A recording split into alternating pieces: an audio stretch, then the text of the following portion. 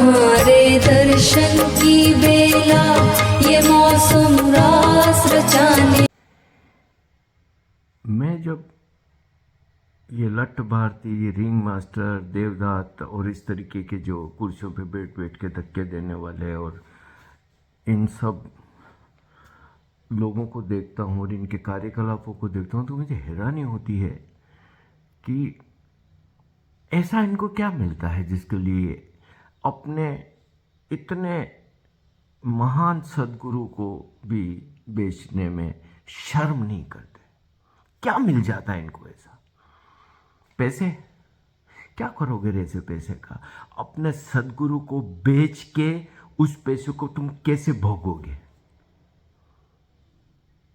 जुदास तो बेचारा दूसरे दिन आत्महत्या कर ली, उन चांदी के सिक्कों को बाहर उसके गले पे पड़ गया, लेकिन इन क्या फर्क पड़ रहा है इनको? दाढ़ियां बढ़ा ली और ओशो के जैसे कपड़े पहनने लग गए और ओशो के जैसे नौटंकियां करने लग गए। बाहरी नौटंकियों से भीतर की घटना कैसे घटती है? वो नहीं घटी तुम्हारे भीतर, किसी के भी भीतर नहीं घटी। तुम्हारे कृत्यों को जब देखता हूं, तुम्हारे कामों को जब देखता हूं, तुम्हारे बोले हुए शब्दों को जब सुनता हूं तो देखता हूं तुम महामूढ़। शर्म नहीं आती तुम ओशो को बेच रहे हो यार? कि लोग तुम्हें कोई पूछते, अरे ये तुम्हारे से भी ज्यादा गए गुजरे टटपूंजे तुम्हें अगर आके पैरों में पड़ भी जाते उससे तुम्हें क्या मिल जाता है? ऐसा उससे तुम क्या सीखे भी? ये पुजवाने की ऐसी वासना क्यों यार? घटियापन की कोई हद होती है कि तुम बिल्कुल ही देख के शर्म आती है कि ओशो के नाम से ये क्या बद्दापन चल रहा है यार। ट्रेवल एजेंसी बना के रख दिया तुमने ओशो को।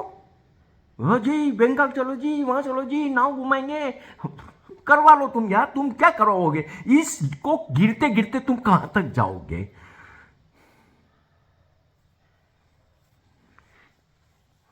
कि तुम्हें थोड़ा सा तुम्हारी काम वासना पूरी हो जाती है। काम वासना इतनी बड़ी चीज हो गई कि तुम अपने सदगुरु को बेचने में भी शर्म नहीं कर रहे। कोई लड़की या कोई लड़का तुम्हारे आके आगे पीछे थोड़ा बहुत ऊपर नीचे कुछ कर ले, उससे हो क्या जाता है यार? ये कोई ऐसी चीज है जिसके लिए कोई अपने सदगुरु को बेचता है?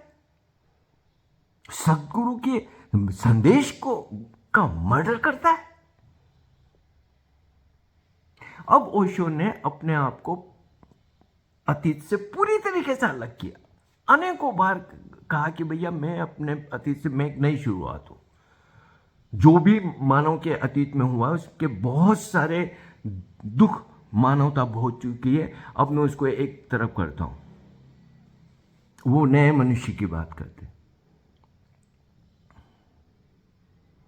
वो भविष्य को मनुष्यता के लिए पूरा खोलते हैं और उसके बारे में अनेक चीजें बोलते हैं कि कैसे ध्यान से, प्रेम से, संवेदना से, सृजन से और अहोभाव से जिया जा सकता है। और हर तल पे, मन के, शरीर के, आत्मा के, भावना में, हर तल पे। लेकिन क्या टटपूंजियागिरी हो रही है यार? क्या टटपूंजियागिरी कर रहे हैं ये लोग? ओशो होली महोत्सव, अरे गिरते गिरते कितने गिरोगे तुम यार? और मैं कईयों को बहुत व्यक्तिगत रूप से जानता हूं, इनको देखा मैंने पुणे में व्यक्तिगत रूप से, सालों साल देखा है। इनकी भयानक वासनाएं देखी है, पैसे के लिए मरते हुए देखा है इनको मैंने। आज बन गए बड़े बड़े, जो लोग इनके पूरे हकीकत को नहीं जानते। ये उस वक्त भी पैसे के लिए मरते थे। फ्लैट किराए से फ्लैटों को देना, इधर बेचना, इतना करना, ये तो टटपुंजी 100 500 रुपए के लिए मरने वाले लोग हैं। अब ओशो के जाने के बाद, हो जी मैंने ओशो के सामने ऐसा किया था, मैंने वैसा किया था, अब बेच रहे उन सबको। इनका ओशो से कोई भी संबंध नहीं है, ये ओशो संदेश के हत्यारे हैं। अगर मेरी बात में आपको वजन लगता है तो इन हत्यारों से दूर रहिए। ये ओशो के काम में जहर मिला रहे हैं।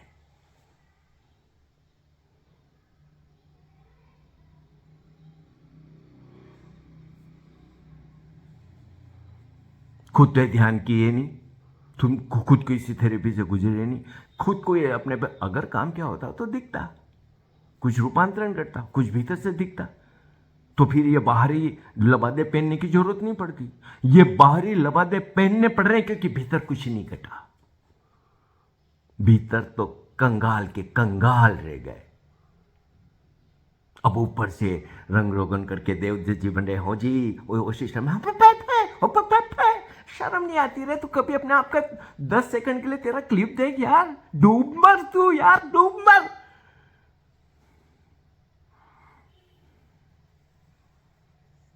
जब तेरी कार्टून गिरी देखता हूं तो मैं कपिल शर्मा को भूल जाता हूं यार कि गजब का कार्टून है ये।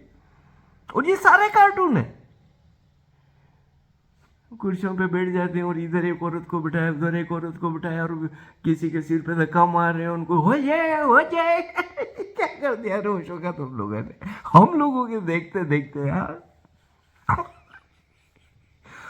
मैं जब ओशो को सुनता हूं, उनकी विद्वत्ता, उनकी तार्किकता, उनका चीजों को देखने का जो पूरा गहराई तक जाके और उसका हर आयाम से विश्लेषण, ऐसे सदगुरु से भी ये कुछ नहीं सीखे। गजब के लट्ठे थे यार।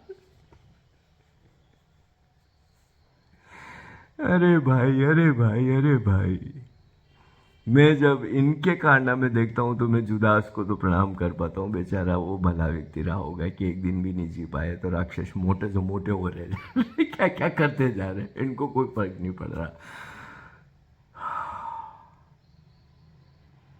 यस, ये बात सच है कि मैं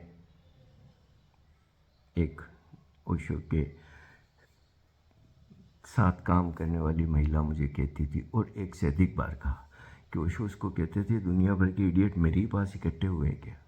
और जब इन लट्ठ भारतीयों को देखता हूँ ना, इन ड्रिंक मास्टरों को देखता हूँ, इन देवदत्तों को देखता हूँ, इन धक्का मार लोगों को देखता हूँ, जबलादारी मालाधारियों को देखता हूँ, तो मुझे लगता है कि हाँ यार, इडियट तो इकट्ठे हुए थे, इडियट तो इकट्ठे हुए थे। और ये कई लोग जो दावा करते हैं ना कि इतने साल में वहाँ रहा, मैंने ओशो के साथ ये किया वो किया, प्रमाण तो ये होता है कि भीतर क्या घटा, वो कितने शिष्य बन पाए, समर्पित हो पाए।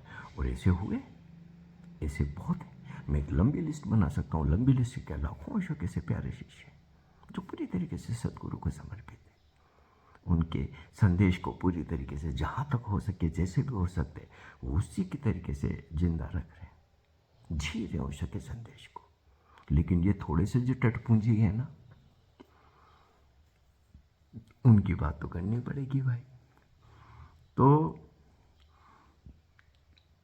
होली को मनाने में कोई दिक्कत नहीं है, जरूर मनाओ, लेकिन ओशो को अलग रखो उससे यार, ओशो को अलग रखो उससे। ये मत करो, ये मत करो, ये तुम ओशो के शहर में मट्ठा मिलाने वाला काम है, ओशो के काम में कि हम की जड़ों में मट्ठा मिलाने का काम है। ये मत करो, ये मिलावट मत कर रहे, रट भारती मत कर। जानता हूं मैं तेरे को व्यक्तिगत रूप से, लट्टू भारती अच्छे से जानता हूं, मरता था तू पैसे के लिए और सेक्स के लिए। ओशो को मत बेचो यार, ओशो को मत बेचो, ओशो को मत बेचो रे, छोटी छोटी चीज़ों के लिए। इनका कोई इतना मोल नहीं कि हमारे ओशो जैसे सदगुरु को बेचना पड़ जाए। शर्म करो। इसीलिए भैया हाथ जोड़ता हूँ, ओशो को पढ़ो, ओशो को सुनो, ध्यान करो, किसी के चक्कर में मत पड़ो। ये तो सब भटके ही हैं, ये दूसरों को भी भटकाएंगे। अंधा अंधा ठेलिया, सबके सब एक जगह कूद, ये इनकी कोई औकात नहीं है। ओशो है ना भाई, तो फिर हमारे चैनल को सब्सक्राइब करिए, लाइक करिए, शेयर करिए। काफ़ी सारी ज़रूरत है मदद की, तो ज़रूर करिए। तुम्हारे दर्शन की